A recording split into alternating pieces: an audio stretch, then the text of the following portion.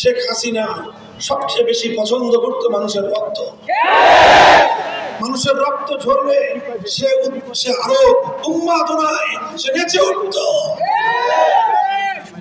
আসলে শেখ হাসিনা ছিল একটা মানসিক বৈকল্যের শিকার, চরম মানসিক বৈকল্যের শিকার, সাইকোপ্যাথ।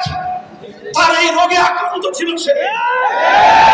আওয়ামী লীগের শুধু এই কারণে বিচার হওয়া চাই, উচিত যে এইরকম একটা মানসিক বৈকল্যের শিকার, প্রতিহিংসা প্রয়ণ একজন প্রতিবন্ধী মানুষকে তারা বছরের পর বছর এই দেশের মানুষের কাঁধের উপর বসিয়ে এদেশের মানুষকে নিপীড়ন চালিয়েছে। একটু বোঝার উপায় দরকার ছিল তাদেরও মধ্যে, আওয়ামী লীগের মধ্যে যাদের ন্যূনতম বিবেক বুদ্ধি ছিল, তাদের কারো কথা সে শুনে নাই। শেষ পর্যন্ত শুনবে কি? তার তো উদ্দেশ্য শুধু বাংলাদেশ না, বাংলাদেশকেও ধ্বংস করবে, আওয়ামী লীগকেও ধ্বংস করবে। এই জন্যই সে শুনে নাই। এই কারণেই আগস্ট মাসের শেষ দিকে যখন সকলেই বলল আর গুলি চালাতে পারবো না, দেশপ্রেমিক সেনাবাহিনী জবাব দিয়ে দিল, আমার দেশের সন্তানদের উপর বাংলাদেশের দেশপ্রেমিক সৈনিকরা আর একটা গুলিও ছুটতে পারবে না। তখনও শেখ হাসিনা দমে নাই, কারণ তার উদ্দেশ্য হলো চূড়ান্ত ভাবে দেশ এবং আওয়ামী লীগ দুটোকেই ধ্বংস করবে সে। এরপরে 5ই আগস্ট দুপুর বেলায় লাঞ্চের খাবার দাবার সব ফেলে রেখে 16টা লাগেজ গুছাই যা ছিল তল্পিতল গুটে, নিজের একটা বোন ছিল, ছেলে মেয়ে সব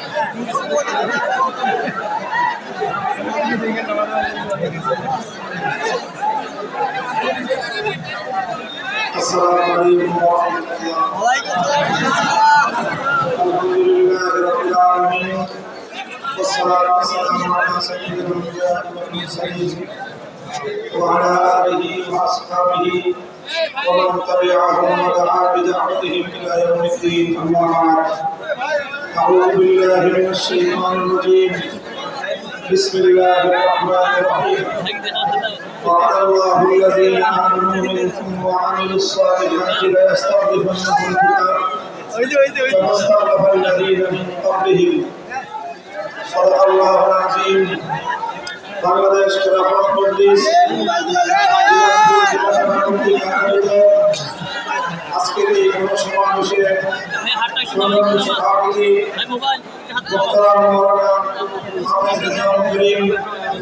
উপস্থিত বাংলাদেশ খেলাফত মজলিস কেন্দ্রীয়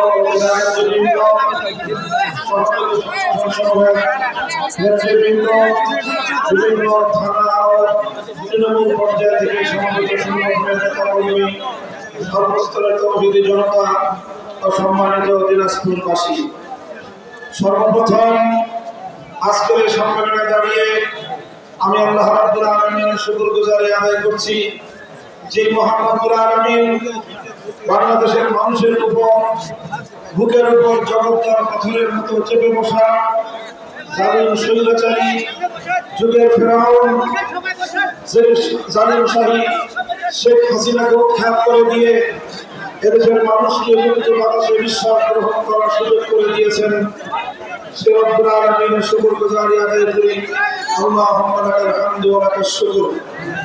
আমি এই বাংলাদেশ নিরাপদ, নির্বিঘ্ন, শান্তিপ্রিয় গণমানুষের স্বস্তির ঠিকানা এই বাংলাদেশ পরিস্থিতি তৈরি হওয়ার জন্য কৃতজ্ঞতা ভরে, শ্রদ্ধা ভরে স্মরণ করছি ওই সকল বীর শহীদানদেরকে যাদের আত্মত্যাগের বিনিময়ে বাংলাদেশ আজ দ্বিতীয়বারের মতো স্বাধীনতা অর্জন করেছে, যাদের আত্মত্যাগ এবং কোরবানির বিনিময়ে ফ্যাসিবাদ মুক্ত হয়েছে বাংলাদেশ।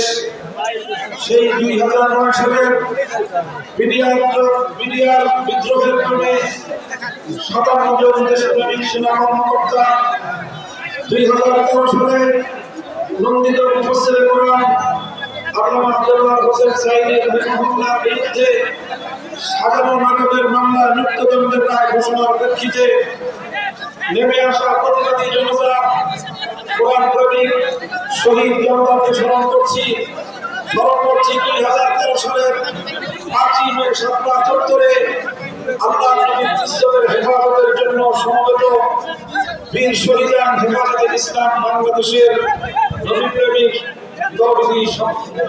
জনতাকে স্মরণ করছি।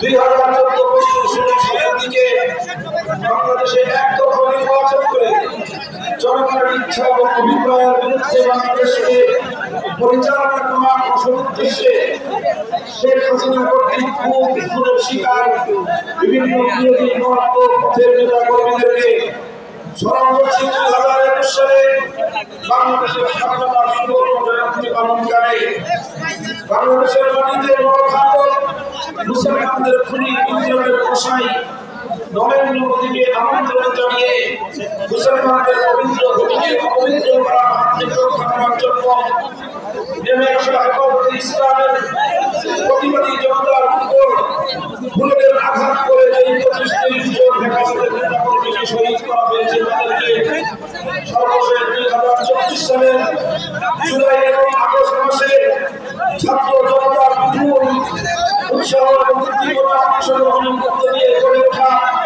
বৈষম্য বিরোধী আন্দোলন এবং সেই আন্দোলনে জালিমশালী স্বৈরাচারী শেখ হাসিনা তার দোসর খুনি মন্ত্রিসভার সদস্যবর্গ এবং তাদের হেলমেট লীগ হাতুড়ি লীগ আর তাদের সন্ত্রাসী লীগের এরকমই নির্বিচার হত্যাকাণ্ডে শাহাদাতপ্রাপ্ত বাংলাদেশের সহস্রাধিক জামাল কামাল সন্তান এবং 3 বছরের শহীদদেরকে সাথী বন্ধুগণ, বিরাট লম্বা ফিরিস্তি একজন মানুষের শাসন হবে এতগুলো গণহত্যা পরিচালনা হওয়ার রেকর্ড সমকাল পৃথিবীতে দ্বিতীয়টি আছে বলে আমার জানা। শেখ হাসিনার বর্বরতা অনেকটা নরেন্দ্র মোদীকেও ছাড়িয়ে দিয়েছে।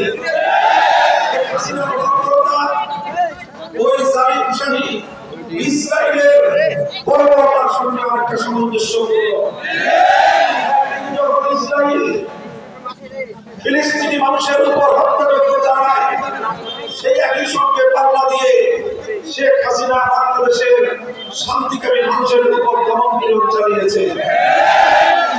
শেখ হাসিনার পতন বাংলাদেশের জন্য একটি নতুন সম্ভাবনার দ্বার উন্মোচন করে দিয়ে